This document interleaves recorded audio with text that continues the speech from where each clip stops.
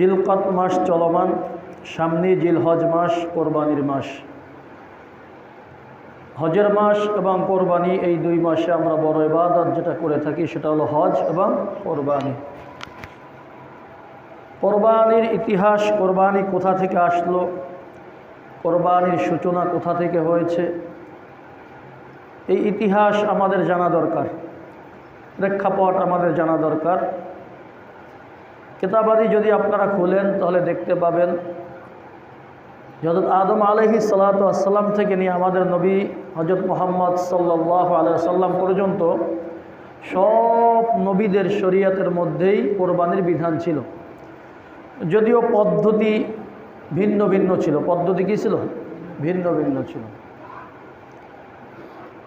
কোরবানির সূচনা কোথা থেকে হয়েছে, সর্বপ্রথম কোরবানি কারা করেছিলেন, কোরআনের মধ্যে আল্লাহ পাক রব্বুল আলামিন বর্ণনা করেছেন।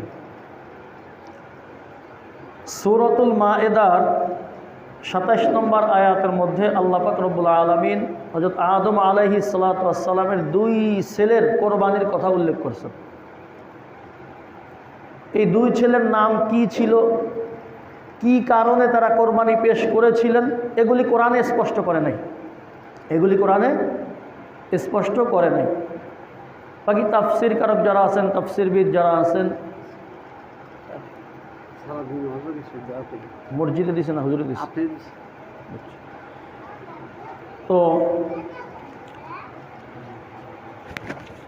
কি কারণে তারা কোরবানি করেছিলেন, কেন করেছিলেন, উদ্দেশ্য কি ছিল, এগুলো কোরআনে স্পষ্ট করে নাই। বাকি তাদের কোরবানির অবস্থা কি হয়েছিল এটা আল্লাহ পাক রব্বুল আলামিন পেশ করেছেন, বর্ণনা করেছেন। দুই ভাইয়ের একজনের কোরবানি আল্লাহ কবুল করেছেন, আর একজনের কোরবানি কবুল করেন নাই।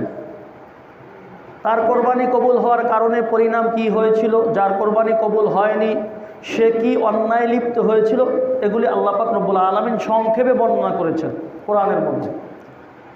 তো কোরআনের মধ্যে যেটা আছে আমরা আগে সেটা জানি। আল্লাহ কোরআনের মধ্যে বলতেছেন, অতলু আলাইহিম নাবা আবনাই আদামা বিল হক। আল্লাহ পাক রব্বুল আলামিন রাসূলুল্লাহ সাল্লাল্লাহু আলাইহি সাল্লামকে নির্দেশ দিতেছেন, অতলু, ও নবী আপনি তেলাওয়াত করুন, আপনি শুনায়া দিন, নাবা আবনাই আদামা, আদম আলাইহিস সালাতু ওয়াস সালামের দুই সন্তানের সংবাদ খবর, বিল হাক্কি, যথাযথভাবে সত্য ঘটনা যেটা সেটাই আপনি মানুষকে শুনায়া দেন, মানুষের কাছে তেলাওয়াত করেন। ঘটনা কি ছিল, তাদের সংবাদটা কি ছিল? ইদ কররাবা কুরবানান ফাতুকুব্বিলা মিন আহাদিহিমা ওয়া লাম ইউতাকাব্বাল মিনাল আখার। ইদ কররাবা কুরবানান, যখন তারা আল্লাহ পাক রব্বুল আলামিনের কাছে নজরানা কোরবানি পেশ করেছিলেন, ফাতুকুব্বিলা মিন আহাদিহিমা, তাদের দুইজনের একজনারটা কবুল করা হয়েছিল, ওয়া লাম ইউতাকাব্বাল মিনাল আখার, আর অপরজনেরটা কবুল করা হয়নি। তো দুই ভাই কোরবানি পেশ করছেন, এর মধ্যে একজনারটা আল্লাহ কবুল করেছেন, অপরজনারটা কবুল করেন নাই। ঘটনা কি ছিল, তারা কি কোরবানি পেশ করেছিলেন? তাফসির কারক যারা আছেন বিভিন্ন তাফসিরের কিতাবের মধ্যে এভাবে ঘটনা আসছে। হযরত আদম আলাইহিস সালাতু ওয়াস সালাম যখন দুনিয়ার মধ্যে আসছেন, তার সন্তান কিভাবে হতো? মা হাওয়া আলাইহিস সালাম, ওনার গর্ভ থেকে জোড়ায় জোড়ায় সন্তান হতো। কিভাবে? এক ছেলে এক মেয়ে, এক ছেলে এক মেয়ে, এভাবে এক গর্ভে দুই সন্তান হতো, একটা ছেলে একটা মেয়ে। এই এক গর্ভের যে দুই সন্তান আছে, ছেলে এবং মেয়ে, এরা ছিল সহোদর ভাই বোন, আপন ভাই বোন। অর্থাৎ আপন ভাই বোনের মধ্যে যেমন বিবাহ সম্পর্ক হারাম, ওই এক গর্ভের যে দুই ভাই বোন আছে তাদের মধ্যে বিবাহের সম্পর্ক হারাম ছিল। কিন্তু অন্য গর্ভের যেই ভাই বোন আছে আর প্রথম গর্ভের যে ভাই বোন আছে, এরা একে অপরের মাহারাম ছিল না। অর্থাৎ প্রথম গর্ভের ভাই আর দ্বিতীয় গর্ভের, প্রথম গর্ভের ছেলে আর দ্বিতীয় গর্ভের মেয়ে, এদের মধ্যে বিবাহ জায়েজ ছিল। দ্বিতীয় গর্ভের ছেলে আর প্রথম গর্ভের মেয়ে, এদের পারস্পরিক বিবাহ জায়েজ ছিল। একই গর্ভের যে দুই মেয়ে, ছেলে মেয়ে আছে, এরা পারস্পরিক একে অপরের মাহারাম ছিল, এদের একজন আরেকজনকে বিবাহ করা নিষিদ্ধ, হারাম ছিল। তো প্রথম গর্ভে যেই সন্তান ছিল এর মধ্যে যেই ছেলে ছিল তার নাম কোরআনে উল্লেখ আল্লাহ করেন নাই, বাকি তাফসির কারকরা উল্লেখ করেছেন তার নাম ছিল কাবিল। কি ছিল তার নাম? কাবিল। আর দ্বিতীয় গর্ভে যেই ছেলে ছিল তার নাম ছিল হাবিল। কাবিল বড় ছিল, হাবিল ছোট ছিল। কাবিল চাষাবাদ করত, চাষবাস করত, বিভিন্ন শস্যাদি ফলাইত। আর হাবিল যে ছিল সে পশু লালন পালন করত। কি লালন পালন করত? পশু লালন পালন করত। তো যখন তাদের বিবাহের সময় হলো, নিয়ম অনুযায়ী কাবিল তার সাথের যে মেয়ে আছে তাকে তো বিবাহ করতে পারবে না, তার পরবর্তী গর্ভে যেই মেয়ে আছে তাকে বিবাহ করবে। কিন্তু কাবিল সে তার গর্ভে তার সাথে যেই সহোদর বোন ছিল তাকে সে বেশি পছন্দ করত, তাকে পছন্দ তার বেশি হয়েছিল, সে নিজের যে আপন বোন তাকে বিবাহ করতে চেয়েছে। তো আদম আলাইহিসসালাম বললেন যে না, এটা শরীয়ত পরিপন্থী একটা কাজ, তুমি যদি এই বিবাহ করতে চাও এটা তোমার জন্য হারাম এবং নিষিদ্ধ। তো সে কিছুতেই মানবে না, নাছরবান্দা, যে না আমি কিছুতেই মানব না, আমি আমার সাথের যে বোন আছে তার প্রতি আমার আসক্তি বেশি, আমি তাকেই বিবাহ করব।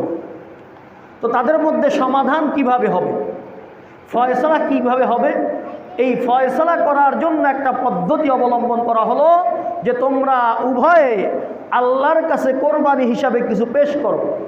যার কোরবানি কবুল হবে, যার কোরবানি কবুল হবে সে বড় যে বোন তার নাম ছিল আকলিমা, এই আকলিমাকে সে বিবাহ করতে পারবে।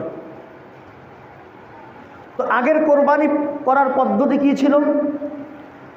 লোকালয়ের বাহিরে গিয়ে পাহাড়ের উপরে যে যেই জিনিস কোরবানি পেশ করত ওই পাহাড়ের উপর রাখত।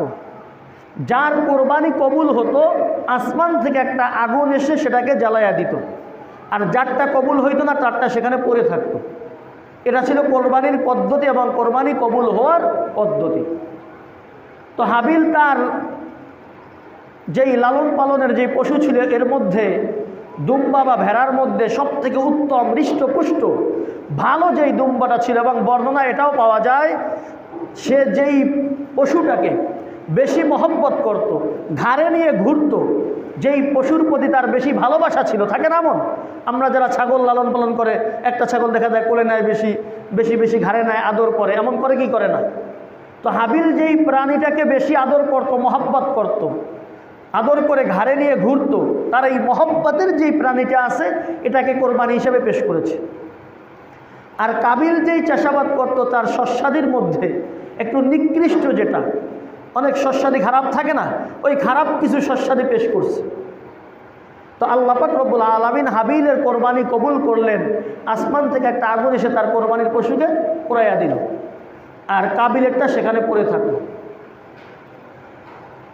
এখন কাবিলের কোরবানি যে কবুল হইল না, হাবিলের কোরবানি কবুল হইল, কাবিল রাগান্বিত হয়ে গেল, তার মধ্যে হিংসা চলে আসলো, আমারটা কেন কোরবানি হলো না, আমারটা কেন কবুল হলো না, এই হিংসা তার মধ্যে চলে আসলো। মানুষ সমাজের মধ্যে আমরা বসবাস করি, ভাই ভাইয়ের সাথে যেই দ্বন্দ্ব মানুষের মধ্যে হয়ে থাকে, সমাজের মধ্যে একে অপরের সাথে যেই গ্যাঞ্জাম ফাসাদ হয়, এগুলির বড় একটা ভূমিকা পালন করে হিংসা বিদ্বেষ। বলেন কি? হিংসা বিদ্বেষ। মানুষ হিংসার, আমরা হিংসা করি, অমুকে এত সম্পদশালী হয়ে গেল, সে এত ভালো, এত সম্মান মানুষের কাছে পায়, এটা আপনার আমার পছন্দ হয় না, আমরা তার প্রতি হিংসা করি, তাকে হিংসা করি। আমরা চাই কিভাবে সে আস্তে আস্তে অধপতন হোক, কিভাবে সে ধ্বংস হয়, এই আকাঙ্ক্ষা আপনার আমার মনের মধ্যে থাকে, থাকে কি থাকে না?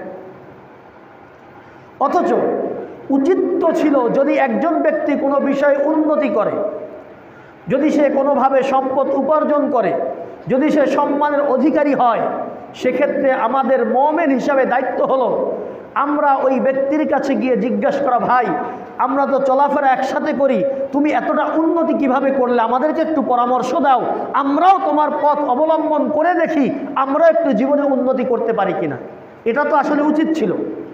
ভাই তুমি এত সম্মানের অধিকারী হলে কি কারণে, কই মাধ্যমে তুমি এত সম্মান সমাজে পাইতেছো, আমাদেরকে বলো, আমরাও একটু এই কাজটা করে দেখি, আমরাও সমাজে সম্মানিত হতে পারি কিনা।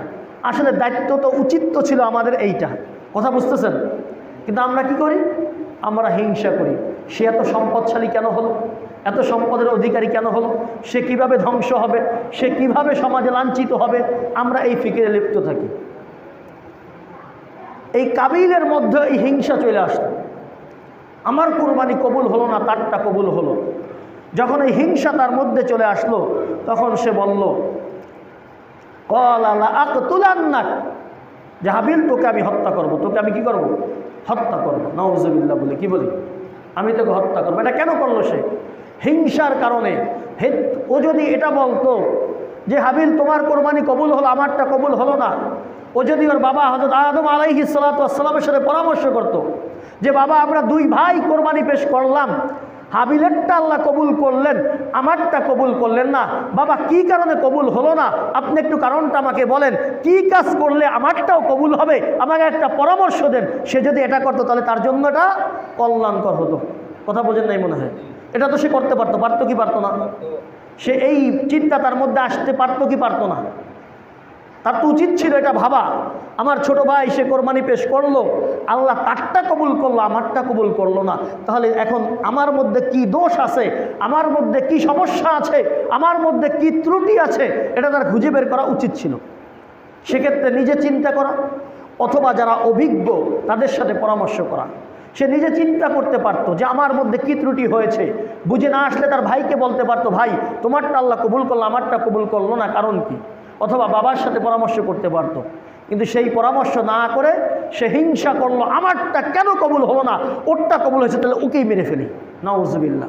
সমাজে এমন হয় কি হয় না বলেন? আমাদের সমাজে এমন হয় কি হয় না?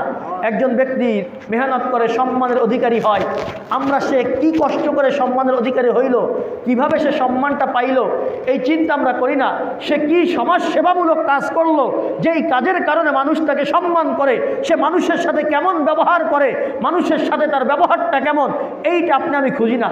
বরং সে কেন সম্মানিত হইল, তাকে কিভাবে অপদস্থ করা যায়, লাঞ্ছিত করা যায়, তাকে কিভাবে হেয় প্রতিপন্ন করা যায়, আমরা এই চক্রান্তে লিপ্ত হয়ে যাই কি যাই না? কিন্তু মোমেন মুসলমানের চরিত্র, মোমেন মুসলমানের বৈশিষ্ট্য এটা হতে পারে না। বরং মোমেন মুসলমান যারা আছে তারা কি করবে? তারা এটা চিন্তা করবে, অমুক ব্যক্তি কি কারণে সমাজে সম্মানিত, অমুক ব্যক্তি এভাবে সম্পদের অধিকারী হচ্ছে, সে ব্যবসাটা কিভাবে করতেছে, সে চাকরির মধ্যে কিভাবে সময় দিতেছে, সে কেন উন্নতি করতেছে, এটা খোঁজ করে আমাকেও সেই সঠিক পন্থা অবলম্বন করা। যদি আমি সঠিক পন্থা অবলম্বন না করি, যদি আমি হিংসা করি, তাহলে আমার পরিণাম কি হবে, আমি কি অন্যায় লিপ্ত হবে, এখান থেকে আমরা শিক্ষা পেতে পারি। কাবিল বলতেছিল, আকতুলান্নাক, আমি তোকে হত্যা করবো, তোর কোরবানি কবুল হয়েছে, তুই বেশি বোঝো, তুই আল্লাহর কাছে বেশি প্রিয়, এটা বুঝাইতেছো, তোকে আমি হত্যা করবো। নাউযুবিল্লাহ। তখন হাবিল একটা উত্তর দিছে, এটা হলো আমাদের শিক্ষার স্থান। হাবিল একটা উত্তর দিয়েছে, সে বলছে, ক্বালা ইন্নামা ইয়াতাকাব্বালুল্লাহু মিনাল মুত্তাকিন। হাবিল দ্বিতীয় সন্তান, সে বলল, তোমার কোরবানি কবুল হয় নাই, তোমার কোরবানি আল্লাহর কাছে গ্রহণযোগ্য হয় নাই। কেন গ্রহণযোগ্য হয় নাই তুমি কি জানো? আর তুমি আমাকে হত্যা করতে চাও, তোমার কোরবানি আল্লাহর কাছে কবুল না হওয়ার কারণ তুমি বুঝো। কারণ হলো ইন্নামা ইয়াতাকাব্বালুল্লাহু মিনাল মুত্তাকিন, আল্লাহ পাক রব্বুল আলামিন আমল তো কবুল করেন মুত্তাকিদের। সুবহানাল্লাহ। কাদের? তাকওয়াবান যারা, যাদের অন্তরে আল্লাহর ভয় আছে, খোদাভীতি যাদের অন্তরে আছে, যারা আল্লাহর ভয়ে ইবাদত করে, আল্লাহর জন্য ইবাদত করে, আল্লাহর সন্তুষ্টির জন্য করে, আল্লাহর দেখানো পথ, আল্লাহ রসুলের দেখানো পন্থা অবলম্বন করে যারা ইবাদত করে, এরা হলো মুত্তাকি। আর মুত্তাকিনদের ইবাদতই আল্লাহ কবুল করেন। সুবহানাল্লাহ। কাদের ইবাদত? হাবিল বলছেন, দেখো তোমার কবুল হয় নাই কেন জানো? কারণ হলো তুমি তো মুত্তাকি না, তোমার অন্তরে খোদার ভয় নাই, আল্লাহর বিধানের পরোয়া তুমি করো না। আল্লাহ পাক রব্বুল আলামিন বিধান করেছেন যে সহোদরা বোনকে বিবাহ করা জায়েজ নাই, তুমি সহোদরা বোনকে বিবাহ করতে চাইতেছো, এই কোরবানির মাধ্যমে আল্লাহ তো তোমার কোরবানি কবুল করবেন না, কারণ তোমার উদ্দেশ্যই তো খারাপ। তোমার উদ্দেশ্য হলো খোদার বিরুদ্ধাচরণ, আল্লাহ পাক রব্বুল আলামিনের হুকুমের বিরুদ্ধাচরণ, এই জন্য তোমার কোরবানি কবুল হয় নাই। কথা বুঝে আসছে? তাহলে আমাদের কোরবানি করতে হবে কি নিয়ে? তাকওয়া। সামনে কোরবানি আসতেছে, আমি কোরবানি করব, বড় পশু ক্রয় করব। কেন? এলাকার মানুষ বলবে গ্রামের মধ্যে সব থেকে বড় কোরবানি অমুকে দিচ্ছে, এই সুনাম অর্জনের জন্য নাকি? এজন্য নাকি? এই সুনামের জন্য নয়, বরং বড় পশু, হৃষ্টপুষ্ট পশু কোরবানি করা এটা তো উত্তম। এটা আমি কোরবানি কেন করব? কারণ আল্লাহ পাক রব্বুল আলামিন, আল্লাহ রসুল বলেছেন উত্তম পশু কোরবানি করতে, এজন্য আমি বড় পশু কোরবানি করব। এটা আমার নিয়ত থাকবে, আমার সামর্থ্য আছে, আমি বড় পশু কোরবানি করব। যদি আমি বড় পশু কোরবানি করি একমাত্র আল্লাহর সন্তুষ্টির জন্য, আল্লাহকে রাজি খুশি করার জন্য, তাহলে কোরবানি আমার হবে কি হবে না? আর গ্রামের মানুষ তো এমনিই বলবে যে অমুকের পশুটা বড় ছিল, বলবে কি বলবে না বলেন? তাহলে শুধু নিয়াতের মধ্যে পার্থক্য। আমি যদি সমাজের মধ্যে প্রশংসা পাওয়ার লোভে মানুষ আমাকে বলবে ও সব থেকে দামি পশু কোরবানি করছে, ওর পশুটা বড় ছিল, এই প্রশংসার আশায় যদি আমি কোরবানি করি, কোরবানি হবে, প্রশংসা পাওয়া যাবে, কিন্তু আল্লাহর দরবারে কবুল হবে না। কারণ ইন্নামা ইয়াতাকাব্বালুল্লাহু মিনাল মুত্তাকিন, আল্লাহ মুত্তাকি যারা, যারা আল্লাহর ভয়ে কাজ করে, আল্লাহর সন্তুষ্টির জন্য কাজ করে, তাদের ইবাদত আল্লাহ কবুল করেন। মনে থাকবে তো? এজন্য আমরা পশু ক্রয় করব, কে কি বলবে, কে প্রশংসা করবে, কে বদনাম করবে, এর আশা আমরা করব না। আল্লাহর কাছে কিভাবে প্রিয় হওয়া যায় এই চিন্তায় সামর্থ্য অনুযায়ী হৃষ্ট পুষ্ট বড় পশু ক্রয়ের চিন্তা আমরা করব। ঠিক আছে না ইনশাআল্লাহ? এরপরে হাবিল বলতেছেন, লা ইম বাসাত্তা ইলাইয়া ইয়াদাকা, যদি তুমি আমার দিকে তোমার হাতকে সম্প্রসারিত করো, আমার দিকে হাত বাড়াও, লিতাকতুলানি, আমাকে হত্যা করার জন্য, মা আনা বিবাসিতি ইয়াদিয়া ইলাইকা লিয়াকতুলা, তাহলে আমার ভাই তুমি জেনে রাখো আমি তোমাকে হত্যার জন্য আমার হাত বাড়াবো না। অর্থাৎ তুমি যদি আমাকে অন্যায়ভাবে হত্যা করতে চাও, আমার প্রতি যদি হত্যার হাত বাড়াইতে চাও, ভাই তুমি আমার পক্ষ থেকে নিশ্চিত থাকো আমি তোমার উপর কোনো হামলা করব না, আমি তোমাকে হত্যা করতে হাত বাড়াবো না। এখানে মাসআলা,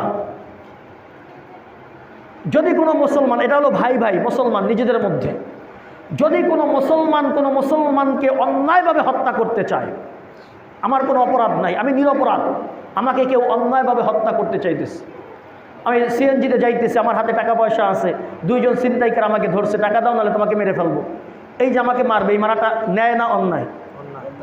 কথা বুঝতেছেন? ন্যায় না অন্যায়? অন্যায়। মুসলমানকে যদি অন্যায়ভাবে হত্যা করতে চায়, এক্ষেত্রে মাসআলা হলো, যাকে হত্যা করতে আসবে সে যদি আত্মরক্ষার জন্য, নিজেকে বাঁচানোর জন্য ওই জালেমকে হত্যা করে ফেলে, শরীয়ত এই ব্যক্তিকে নিরপরাধ বলেছে। কি বলেছে? আমি নিরপরাধ, আমাকে কেউ জুলুম করে হত্যা করতে আসছে, আমি নিজেকে বাঁচানোর জন্য ওই জালেমকে যদি হত্যা করি, শরীয়ত বলে আমার কোনো অপরাধ নাই, আমি নিরপরাধ, আমি কি, এটা জায়েজ আছে। হ্যাঁ, তবে যদি কোনো মুসলমান ধৈর্য ধারণ করে, সে নিজের হাতকে রঞ্জিত করতে চায় না, রক্তাক্ত করতে চায় না, সে নিজে ধৈর্য ধারণ করে, তাহলে এই যে মাজলুম ব্যক্তি যাকে হত্যা করা হবে, শরীয়ত বলে এই ব্যক্তি শহীদি মর্যাদা লাভ করবে। সুবহানাল্লাহ। সর্বপ্রথম এই বিষয়ের উপর আমল করেছেন হযরত উসমান রাদিয়াল্লাহু তাআলা আনহু। ওনার খেলাফতের সময় যখন মুসলমানের মধ্যে দ্বিধাদ্বন্দ্ব শুরু হলো, অনেকে এসে পরামর্শ দিয়েছে, হযরত আপনি সবাইকে দমন করেন, যেভাবে সম্ভব সেভাবে তাদের কি করেন, দমন করেন। হযরত ওসমান আলাইহিস সালাম বলছেন, কেউ যদি আমার উপর অন্যায় তলোয়ার উঠায়, আমি ওসমান কারো উপর তলোয়ার উঠাবো না। আপনারা ইতিহাস জানেন, হযরত ওসমান রাদিয়াল্লাহু তাআলা আনহু ঘরের মধ্যে কোরআন তেলাওয়াত করতেছিলেন, মুসলমানরাই যারা মুসলমান পরিচয় দিয়েছে এমন কিছু লোক এসে তাকে শহীদ করে দিয়েছে। এখানে তার অধিকার ছিল, ইচ্ছা করলে সে তাদেরকে প্রতিহত করতে পারত, কিন্তু সেটা চায় নাই যে আমার হাতে কোনো মুসলমান ভাই নিহত হোক, এটা সে চায় নাই, নিজে শহীদ হয়ে গিয়েছেন। তো মাসালা এটাই, যদি কেউ কাউকে অন্যায়ভাবে হত্যা করতে আসে, মুসলমান, তাহলে এই যে ব্যক্তি মাজলুম, তার অধিকার আছে, সে যদি তাকে হত্যা করেও ফেলে, আল্লাহর দরবারে এই মাজলুম ব্যক্তি অপরাধী সাব্যস্ত হবে না। আর যদি কোনো বিধর্মী কাফের মুশরিক বেঈমান মুসলমানদেরকে অন্যায়ভাবে হত্যা করতে চায়, এখানে যদি আমি মুসলমান চুপ থাকি, এখানে আমি মুসলমান হিসেবে যদি চুপ থাকি, তাহলে ওই কাফের মুশরিক বেঈমানদের সাহসটা আরও বাড়াই দেওয়া হবে, তারা মুসলমানদের উপর জুলুম নির্যাতন আর বাড়াইয়া দেবে। এজন্য এখানে সাধ্য অনুযায়ী প্রতিবাদ করা মুসলমানের দায়িত্ব। যদি মুসলমান নিরপরাধ হয়, মাজলুম হয়, তাহলে আমি মুসলমান, আমি মাজলুম, কোনো কাফের মুশরিক বেঈমান সে যদি আমাকে অন্যায়ভাবে হত্যা করতে চায়, সেক্ষেত্রে আমার দায়িত্ব হলো সাধ্য অনুযায়ী প্রতিবাদ করা। কি করা? এখানে চুপ করে থাকা এটা ঈমান না, এখানে প্রতিবাদ করা, তাদেরকে প্রতিহত করা, এটা হলো ঈমানের দায়িত্ব, এটা হলো ঈমানি দায়িত্ব। কথা বুঝে আসছে? কথা বুঝাইছে? যদি আমি নিরপরাধ হই, আমি মুসলমান। এই যে এখন আমাদের পাশে যে নির্বাচন হয়েছে কলকাতার মধ্যে, ওয়েস্ট বেঙ্গলের মধ্যে যে নির্বাচন হয়েছে, আপনারা দেখেন সোশ্যাল মিডিয়ার মধ্যে নির্বাচন ফলাফল ঘোষণার আগেই মুসলমান ঘরবাড়ি পোড়ান শুরু হয়ে গেছে। এবং এই ঘোষণাও করতেছে কোনো মসজিদ থাকবে না, সব মরে মরে মন্দির হবে, মসজিদ ভেঙে ফেলা হবে। এই ঘোষণা দিতেছে কারণ সাধারণ পাবলিক দিতেছে, কোনো নেতাই দিতেছে। কিন্তু আপনি বলেন বাংলাদেশ সহ পৃথিবীর মধ্যে কোনো মুসলমান রাষ্ট্রে কোনো বিধর্মীকে, কোনো হিন্দুকে শুধু হিন্দু হওয়ার কারণে, এই হিন্দু হওয়াটাকে অপরাধ মনে করে তাকে কোনোদিন কোনো শাস্তি দেওয়া হয়েছে, তাকে কোনো শাস্তির সম্মুখীন করা হয়েছে, কোনো ইতিহাস আছে নাকি? কোনো মুসলমান কোনো হিন্দুকে আটক করে বন্দি করে ওই হিন্দুকে, ওই কাফেরকে বলেছে তুই কালিমা পড়, না হলে তোকে হত্যা করা হবে, এমন কোনো ইতিহাস পাইছেন নাকি কোনোদিন? কিন্তু ভারতের মধ্যে কি হচ্ছে? মুসলমানদেরকে ধৈরা জয় শ্রীরাম বল, এটা বল, না হলে তোকে মারা হবে, এবং মারতে মারতে তাকে হত্যাও করা হইতেছে কিনা? এটা এখন মনে করতেছি ইন্ডিয়ায় হয় আমাদের কি, ভারতে হচ্ছে আমাদের কি, ওয়েস্ট বেঙ্গলে হয় আমাদের কি, ইউপিতে হইতেছে আমাদের কি? আমাদের কিছুই না। ওই এরপরেই তো আমরা আসি, যখন ওয়েস্ট বেঙ্গল হবে এরপরে আপনার বাংলাদেশে ঢুকতে আর সময় কতটুকু লাগবে? কত সময় লাগবে? এই জন্য যদি কোনো কাফের মুশরিক বেঈমান মুসলমানদেরকে অন্যায়ভাবে হত্যা করতে চায়, জুলুম করতে চায়, সেক্ষেত্রে মুসলমানের দায়িত্ব হলো সাধ্য অনুযায়ী তার প্রতিবাদ করা। এখানে চুপ থাকাটা এটা কোনো ইমানের পরিচয় না। এটা কি না? ইমানের পরিচয় না। কথা বুঝে আসছে? সেজন্য তাহলে এখন উনি বলতেছেন কি, কাবিল বলতেছে আমি তোকে হত্যা করব। হাবিল বলতেছে না ভাই, তুমি যদি আমাকে হত্যা করতে চাও, তুমি আমার পক্ষ থেকে সম্পূর্ণ নিরাপদ। ভাই তুমি জেনে রাখো, আমি তোমাকে হত্যার জন্য হাত বাড়াবো না, আমি তোমাকে হত্যার জন্য অগ্রসর হব না। কারণ কি? আমি যে তুমি আমাকে হত্যা করবে, আমি এর প্রতিবাদ করব না, তোমাকে হত্যার জন্য হাত বাড়াবো না। কারণ ইন্নী আখাফুল্লাহ রব্বাল আলামিন, তুমি জেনে রাখো ভাই, কারণ ইন্নী নিশ্চয়ই আমি আখাফুল্লাহ আল্লাহকে ভয় করি, যেই আল্লাহ রব্বাল আলামিন সমগ্র বিশ্বের প্রতিপালক যিনি। সুবহানাল্লাহ। কারণ আমার মধ্যে খোদার ভয় আছে। আমি জানি মুসলমানকে হত্যা করতে পারে না, মুসলমানকে হত্যা করা যায় না। এটা গুরুতর একটা অপরাধ, একটা বড় কবিরা গুনাহ, যেই কবিরা গুনার ক্ষমা নাই। আমি যেহেতু আল্লাহকে ভয় করি, আমার মধ্যে খোদার ভয় আছে, আমার মধ্যে খোদাভীতি আছে, ভাই তুমি জেনে রাখো আমি তোমাকে হত্যা করব না। তো এক্ষেত্রে যদি কখনো বিপদ আপদ আসলে সেক্ষেত্রে উচিত হলো আমাদের ধৈর্য ধারণ করা। কি করা? ধৈর্য ধারণ করা। ধৈর্য ধারণের মাধ্যমে যদি সমাধান সম্ভব হয়, সেই সমাধানে যাওয়ার চেষ্টা করা।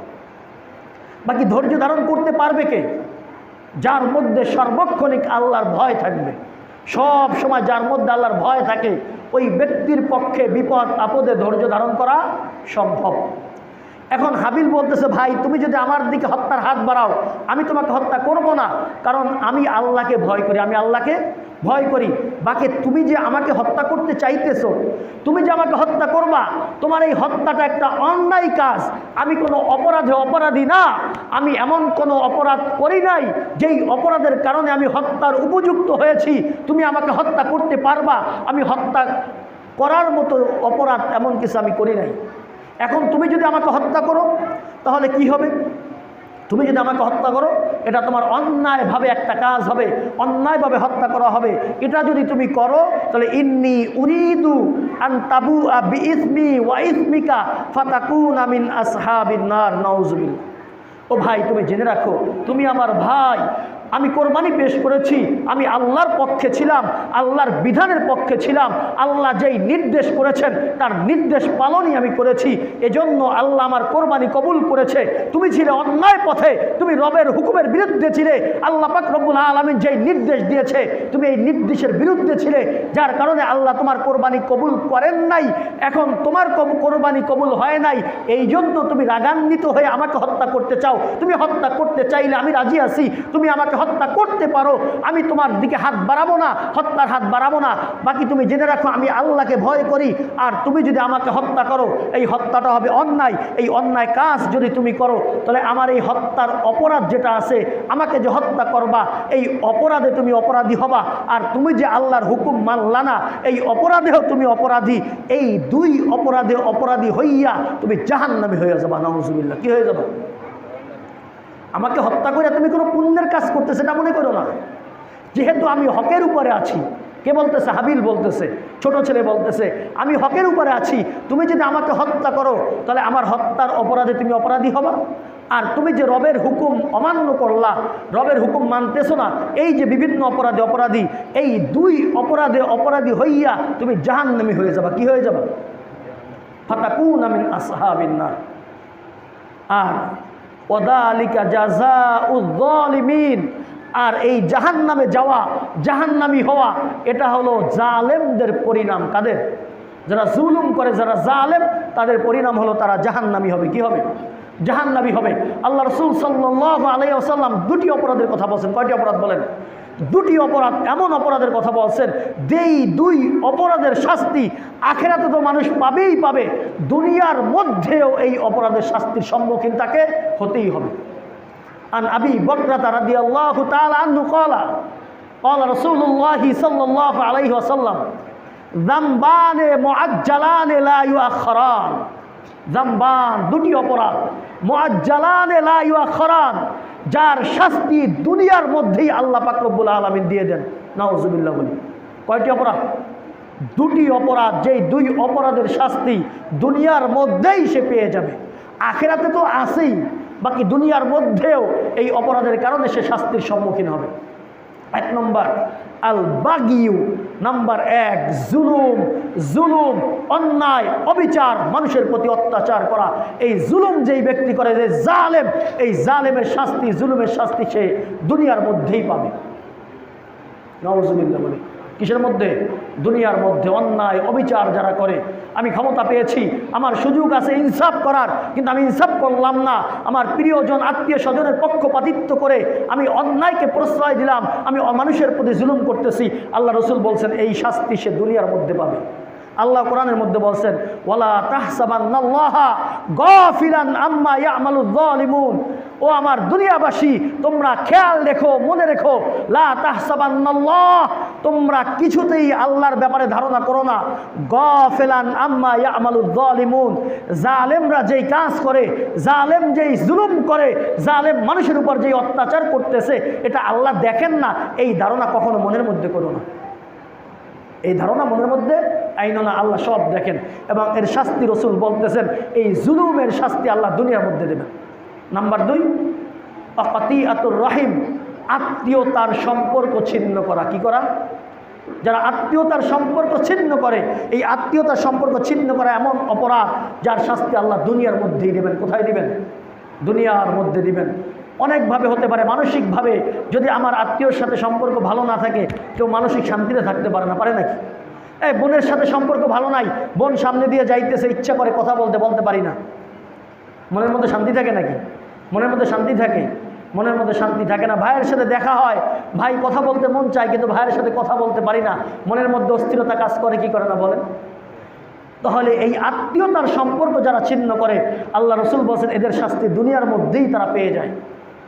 আখিরাতে তো আছেই, যদি তওবা না করে, আখিরাতে শাস্তি আছে, দুনিয়ার মধ্যেই পেয়ে যাবে। এজন্য হাবিল বলতেছে, ভাই তুমি যেই কাজ করতেছো এটা তোমার একদম স্পষ্ট জুলুম, আর এই জুলুম যদি তুমি করো, তুমি জেনে রাখো তুমি জাহান্নামে চলে যাবে, তুমি জাহান্নামের অধিবাসী হবে। তাহলে এখান থেকে মোট শিক্ষা কি দাঁড়াইল? মোট শিক্ষা দাঁড়ালে এক নম্বর, সামনে কোরবানি আসতেছে, কোরবানির এক নম্বর ভিত্তি হবে তাকওয়ার উপর। কিসের উপর বলেন?